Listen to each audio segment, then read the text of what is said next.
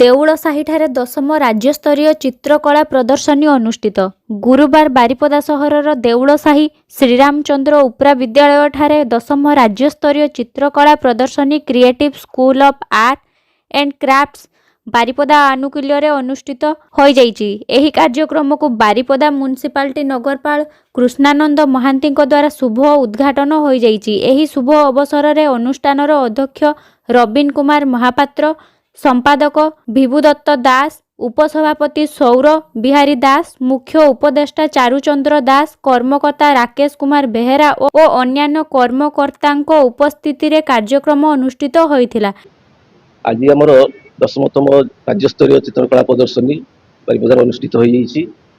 आज आमर नगरपाल कृष्णानंद महांती आसिक आमर प्रदर्शनी को उद्घाटन कर प्रदर्शनी आमर 4 दिन धरी चलो।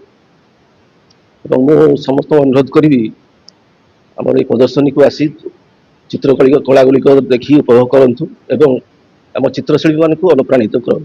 आमर उद्देश्य हूँ चित्रकलार प्रसार प्रचार करवा।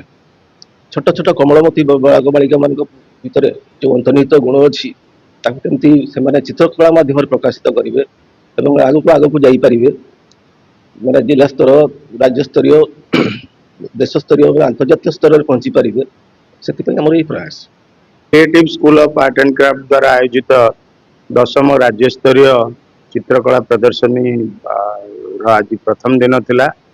यही प्रदर्शनी रे प्रथम श्रेणी रू आरंभ करके बहुत बड़ बड़ पिलांकर चित्रशिल्पींकर बहुत भल भल पोर्ट्रेट ये लगी बहुत चित्ताकर्षक होती अति निखुण भाव में पूरा नेचुरल एक जीवंत भाव में उपस्थापित करछंती।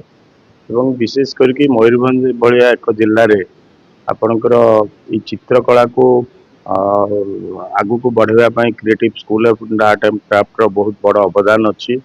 जो मैंने अच्छा फैकल्टी मेंबर प्रिंसिपल को आरंभ करके जो मैंने निर्देशक अच्छा से मैंने सबु बेले आमर ये अंचल पिला माने केमती विभिन्न चित्रकला रे बेसी उत्कर्षता प्रदर्शन करेंगे राज्य स्तर अवार्ड पाइबे से सबु बेले निरंतर प्रयास करी आछंती। से परिप्रेक्षी में प्रत्येक वर्ष आयोजित होता है राज्य स्तरीय प्रतियोगिता एवं एग्जीबिशन प्रदर्शनी आज बहुत सुंदर होती।